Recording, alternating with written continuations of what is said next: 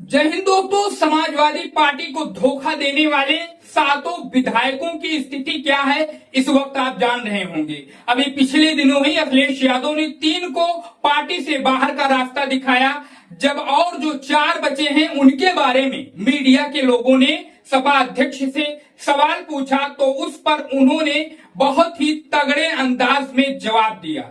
ये जवाब सुनकर दोस्तों बाकी बचे जो 4 सपा के गद्दार विधायक हैं उनकी रातों की नींद हराम होना तय माना जा रहा है। इससे पहले मैं आपको बता दूं कि जो 3 विधायक समाजवादी पार्टी के बाहर हुए हैं उनमें से जब मीडिया के लोगों ने मनोज पांडे से सवाल पूछा दोस्तों तो वो कहने लगे कि मैं गद्दार नहीं हूं।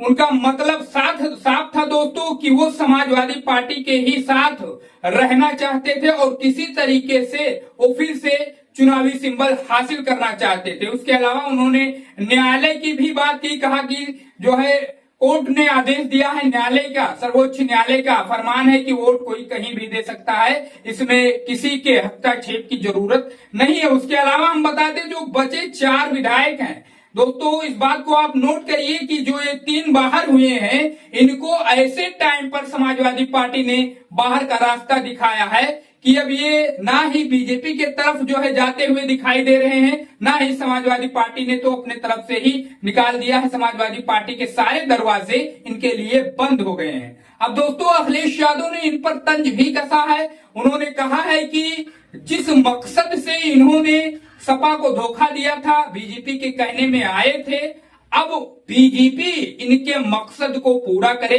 ये बीजेपी में जाए, फिर से उपचुनाव होगा, चुनाव लड़े, जीत कर आए, उसके बाद में किसी को डिप्टी सीएम या किसी को मंत्री, जो भी इनको ऑफर दिए गए थे, हम ही रोड़ा थे, हम पार्टी से इनको नहीं निकाल रहे थे। कहा यह जा रहा था कि अभी तुम दूसरी पार्टी के हो इसलिए तुम्हें मंत्री नहीं बनाया जाएगा। हम मंत्री बनने के इशू थे, समाजवादी पार्टी में थे तो ये इशू था कि तुम समाजवादी पार्टी में हो। अब पार्टी से इन्हें बाहर कर दिया गया है, इनका इशू खत्म हो गया है।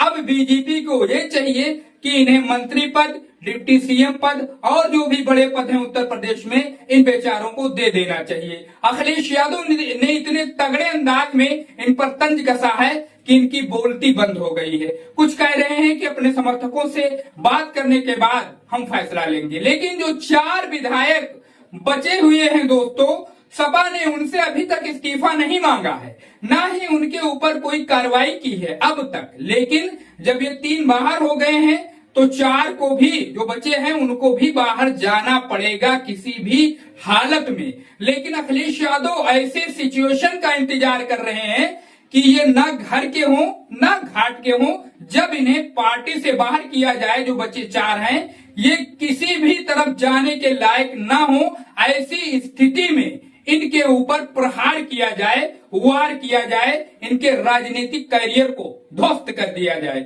ये रणनीति है सपा अध्यक्ष अखिलेश यादव की। दोस्तों इन बेचारों के बारे में आपकी क्या राय है?